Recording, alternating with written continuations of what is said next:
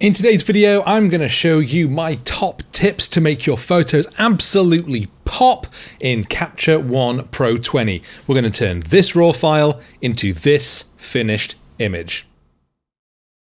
So here we are over in Capture One. And this is the shot that we're going to be looking at. It's an image that I took in Mull earlier in the year. It's one I'm really pleased with. Things that I like about it, these great tufts of green grass forming nice foreground. We've got nice reflections on the water and it leads up into these hills in the distance. We've also got some lovely fluffy white clouds that are already popping in that sky.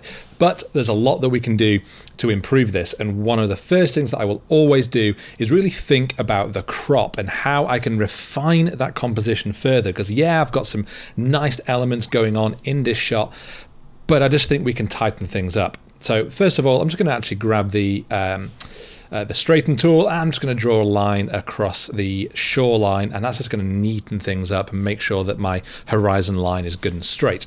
Next, I'm going to go to the crop tool, and I think for this I'm going to try a 5. It's already set to 5:7, and I'm going to bring that in because that's going to just slightly bring it down at the top and bottom of the frame, because there's quite a bit of wasted blue sky at the top and also quite a bit of these wasted pebbles at the bottom. So I do just want to narrow that frame. It's just thinking about how you can tighten up your composition.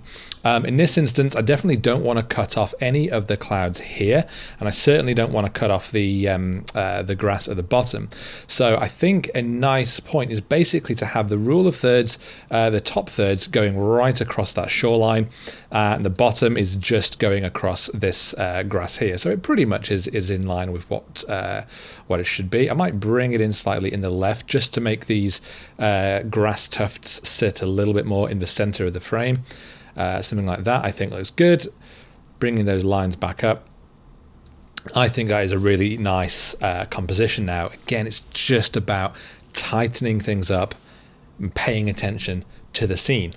So I'm going to apply that crop. There we go. Now the first actual bit of editing I'm going to do on this, I'm not going to touch the exposure or anything just yet. First thing I'm going to do is go over into our styles and presets. Now, I know what you might be thinking, oh, you're just going to apply a preset and that's it. That is not making your images pop. Well, don't be put off by the idea of using styles and presets. They can be incredibly powerful tools, but it's all about how you use them. So Capture One does have a good amount of its own styles and presets, and you can download various ones from other places. The thing to do is not to just go through and think, oh, okay, I like this, and click and then export your file.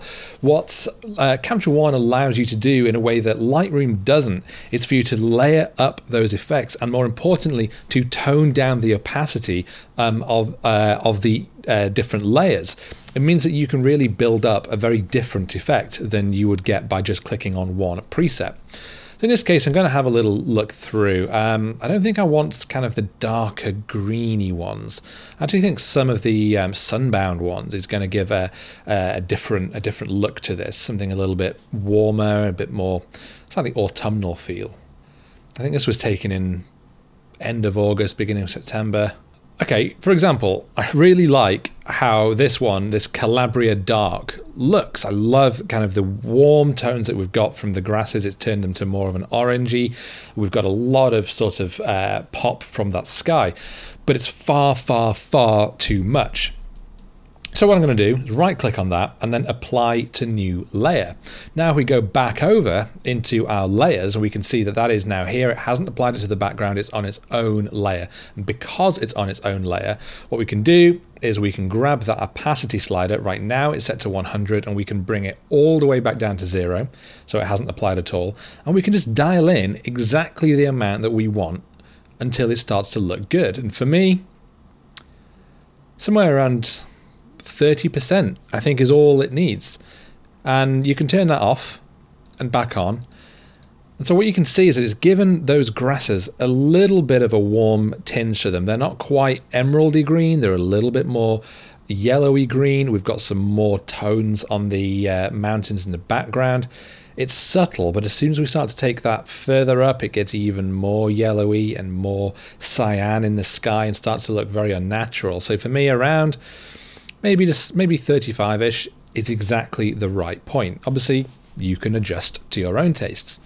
But the great thing is with using styles and presets on different layers is that you can build up the effects by applying different ones on different layers and playing with that opacity for each one, balancing them out. So let's say I can go back in here and we can have a look through some of the other ones. Let's actually go further down and maybe have a look at some of the seasonal ones, because these have some really interesting toning. Some of them are quite dramatic.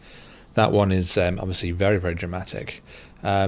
So is this one. I actually really like what it's doing in kind of giving us a steely blue sky rather than that vibrant blue. So let's actually do the same thing again. Right click, apply to new layer. We go back over and we'll see that we've now got two different effects being applied on different layers. And again, we can grab that opacity slider, ramp it back to 0, and it isn't gone back to raw. It's now showing us the 30% Calabria underneath. So we can now build up this opacity probably to about the same sort of level, maybe 30%. So now we've got two different effects applied that are affecting each other, different color balances going on, different things from each. And so we can turn that on and off, and we can see that it's just adding a little bit more light onto our grasses here. Pay attention to the mountain in the background. Some of those details are looking a little bit more sculpted, and the sky as well. It's starting to add that steeliness that we saw before, which I think is looking really nice. And then of course we turn them both off, we go back to our raw file. So in just applying these two different effects on different layers, we've already got a really nice looking image. But I do think it's made things quite dark around here. So I'm going to go back to the background layer, and I'm just going to bring up that brightness, and I'm going to go to a high dynamic range down here, just bring up that shadow, maybe a little bit less than that, something around there, and maybe even can bring up that black point. And as we do, if I just pulse that up and down, you can see in that bottom left corner those really dark stones, which before were pretty much, well, not invisible, but difficult to see certainly.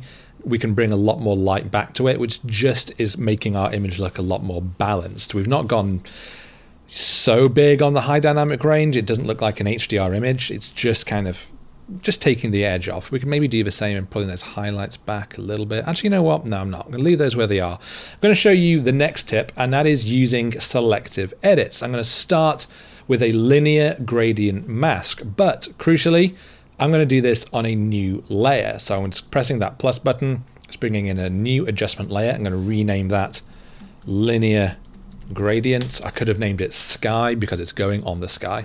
So I'm going to grab that tool and drag it in like this. Do we already have? Oh, that's it, of course. That is the other one. I know what's going on.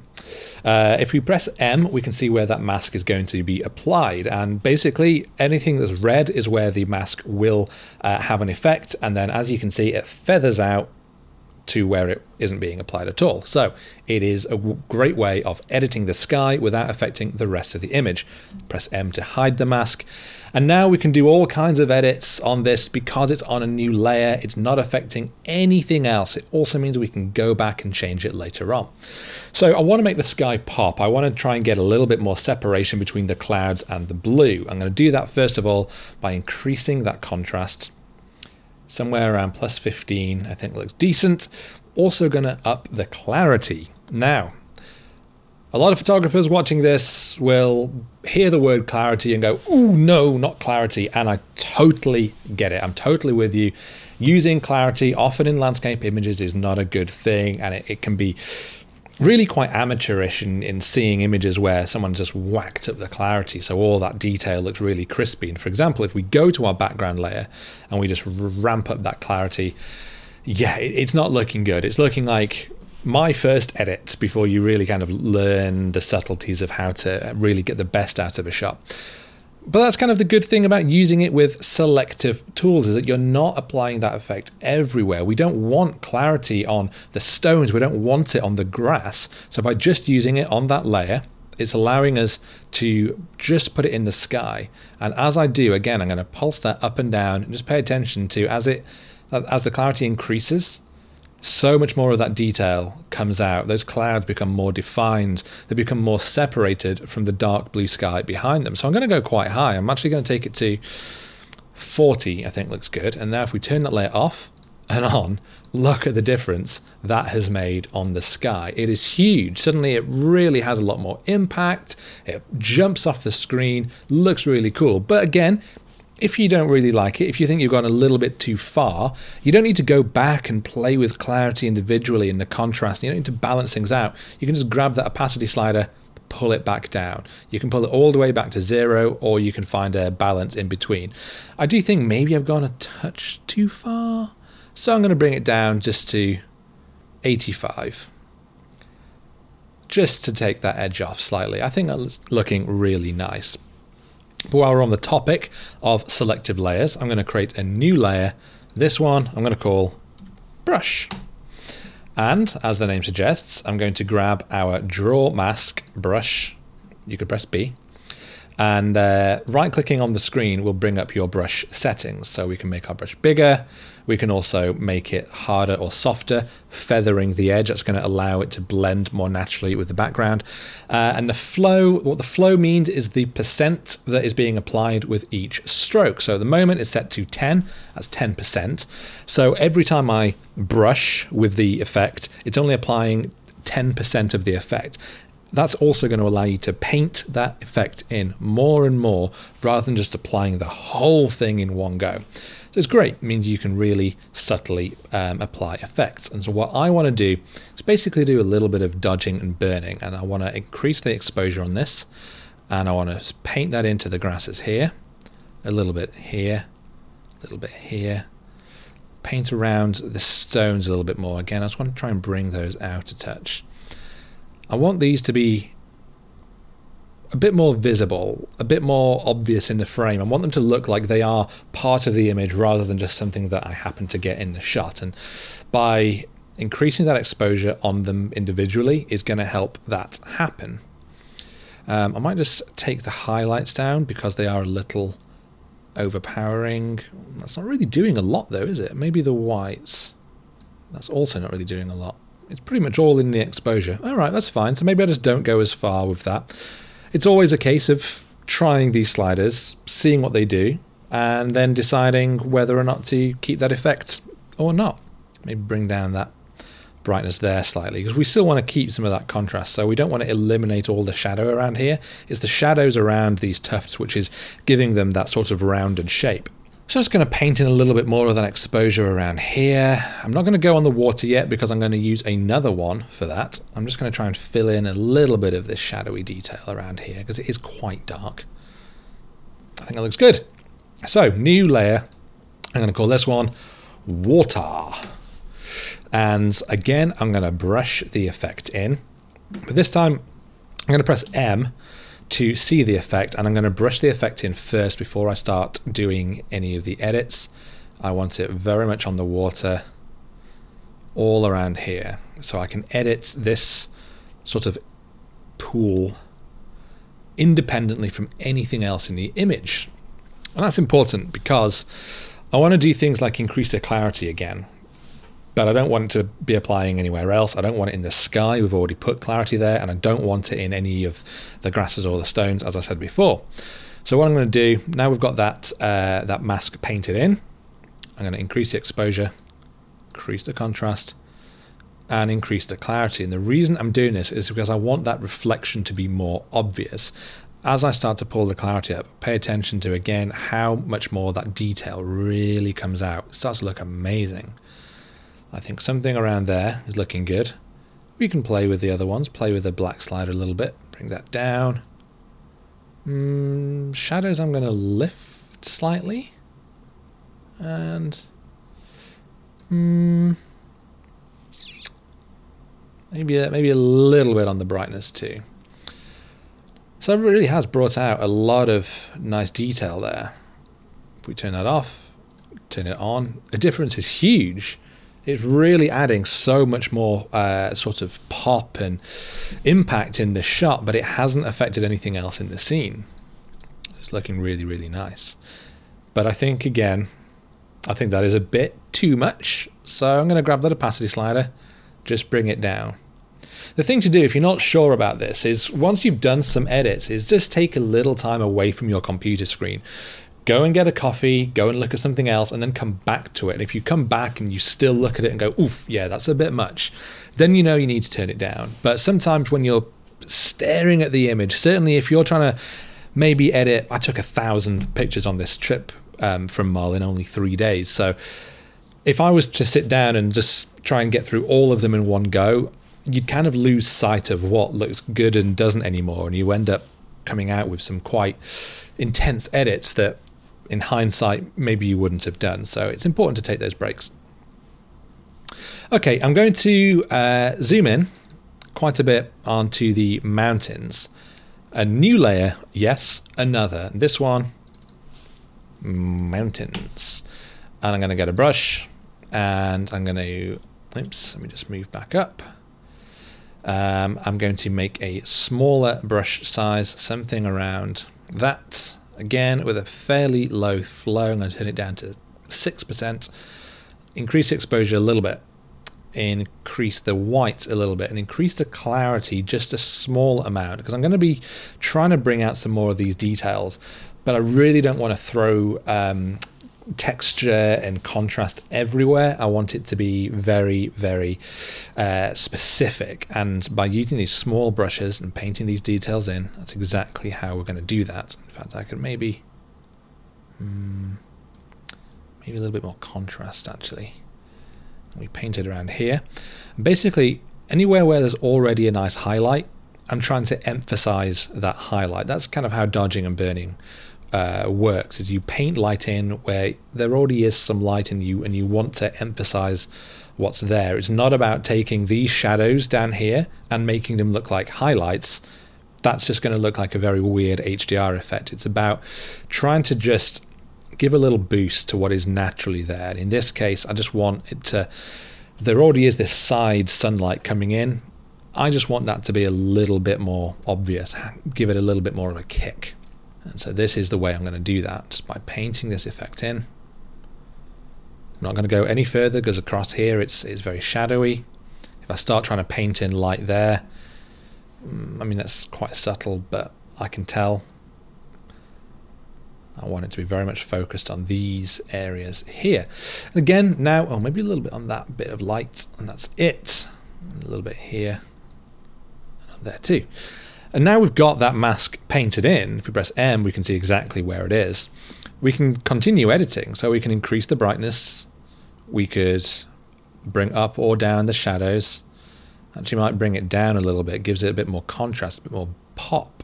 But up those whites. That is subtle. I'm going to ramp that right up to the top. Why not? What about the highlights? Are they doing anything? Not a lot, but that's fine. And we can see what happens if we add a little bit more clarity. Actually, you know what? A little bit of extra clarity in there really does give it a nice little kick. It's subtle again. We turn it on and off. When you see it flicking on and off like this, it might be a little bit more obvious what I've done. But if you're just looking at this on Instagram, you wouldn't be flicking it on and off, would you? Of course not. So it's maybe not something you would really know has been done. The other thing I might do actually is also slightly warm up the brush using the white balance, just to help give it a bit more of a warm glow. This is a sunset light coming in, so down here it's colder, up here we go warmer, not too warm, it becomes very orange, it doesn't match with the rest of the tones on the mountain. Something around there I think looks really nice. If we turn it off, turn it on, off and on. What's that weird effect that's coming in? I don't know. It goes away. Not seen that before. There we go. Maybe that's because I'm also recording this. Who knows? Who knows? Okay, let's go back and take a look at our image. This is looking really nice. I'm very, very keen on what we've got here so far. Let's have a look at our before and after. This was the raw file straight out of camera, and this is where we've taken it. And you can see it's all in layers. All of this is editable. We can go back to that linear gradient. We can tone down the exposure and make it a very, very dark blue sky. Let's not do that. Or we could tone down the opacity altogether and get rid of that tool, or ramp it back up. We could go back to our presets. We can increase that opacity. We could decrease it and get rid of it altogether. I liked it at the 35-ish point. That's the beauty of working in layers like this in Capture One, and it is absolutely my favorite thing about working in Capture One is that you do have these layers available. So the last thing I'm going to do is just do a little bit more correction of the colors. I just think we can give this a last extra little bit of pop, and I'm going to do that using the color editor, but I'm going to do this on another new layer. So I'm going to click the new layer and I'm just going to call that color edit. But right now, this is an empty layer. So if we click M, nothing happens because there is no layer. So what we need to do is right click, not on there, on the layer, right click and just fill the mask. So now we press M, as you can see now, whatever we do in these different tools is going to affect everything on this layer. We could ramp the contrast right up, but it is on a new layer. So we have a lot more control, we can refine it, we can get rid of it, we can turn it down. Perfect, exactly what we need. So I'm going to go down to our color editor. And first thing I'm going to do, in fact, let's just start off in the basic side, because I think it's easier to visualize our tones in this way and just seeing the simple colors here. And it is, I think, a slightly better way of working. You can go into the advanced and use the color picker and choose a blue, and then you can refine it and do whatever, but let's keep things simple for now. So I'm going to start off and I want to change up the greens. I want to take them from being sort of the remnants of the emerald green we've got, and I want to push that a bit more towards an yellowy orangey green. If we just sort of go right up and down, really there aren't a lot of greens in this. We may have more yellows, but it is just kind of taking off a bit of that sort of emeraldiness that is on the edge. Let's go to our yellows, grab that. This will have a bit more impact. In fact, yeah, you can see that there's a lot of yellow. I don't want to go all the way to the bottom because then everything has just gone orange, and I don't really like that effect. I like it more on the mountains in the distance, less so on the tufts down here. So what we could very easily do is do two different layers of color editing. One for the mountains where we do push it into an orange, and then one for these foregrounds where maybe we leave it somewhere like here where it's not gone all the way orange. But we'll see how we go. I quite like leaving it there for now. The oranges we can grab and we can move those. They can go all the way down. Often that can go quite pink, but there isn't enough orange to really do anything too much. In fact, it is a little bit pink. So yeah, we're going to go about halfway down. And the blues, I do think we could push those a little bit to the left. If we go too far, it goes very cyan, very Instagrammy, frankly.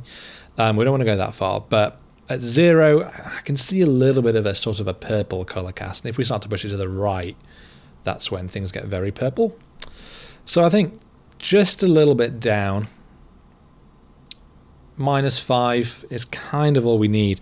But we can play with the blue further and just bring down that lightness in order to give a bit more separation between the cloud and the sky. It is overpoweringly blue because, of course, if you darken a color, it does look more saturated. So we can compensate by just bringing that saturation back a little bit as well. Something about there I think looks pretty good, and that's given us quite a nice toning to our image. I'm going to go back up and we can turn off that color edit layer and back on, and you can see that has made a huge difference to our shot. Now I do feel that I don't like the orange on these in the foreground to the same extent, so it's easy enough for me to bring that mask back up. I can get our brush. No, I can't. I can get, sorry, I can press E for the erase mask, and that is bringing up, as you can see, a brush tool, which I can make, it's got a low flow. I can make a bit smaller, and then I can just paint away that mask on these bits that we don't want it. We can undo that, pressing M. So basically just said, no, don't do that much toning to those green grasses because it just looks a little bit fake. But I do like the orange on the mountains in the background, and so now we turn that on and off, It's toned the blues in the sky, it's toned the yellows and the greens, giving that nice sort of autumnal colours on the mountains. But we haven't gone so yellow with the grasses in the front that it just looks really weird and fake. But we've also got more oranges in the that's a bit too zoomed, but there we go. It's a lot of resolution. We're probably okay. Look at the difference it's making on these rocks. They've gone from being quite a sickly green colour. Instead, we've got warm evening light coming across them, which is great. And again, it's all on a new layer, so we can edit it as much as we want. But that, I think, is my edit done. I am really happy with how this looks. It hasn't taken all that long, and everything is on different layers, so we can always go back and change it up. So that brings me to an end. I really hope that this has been useful to see how I would use these different tools in Capture One to turn what is an okay but a fairly bland raw file into something a little bit more impressive, something that you might actually want to post on Instagram or maybe even print out and put on your wall. If you have enjoyed this video, do please hit that like button, subscribe to my channel if you don't already, and I will see you next time.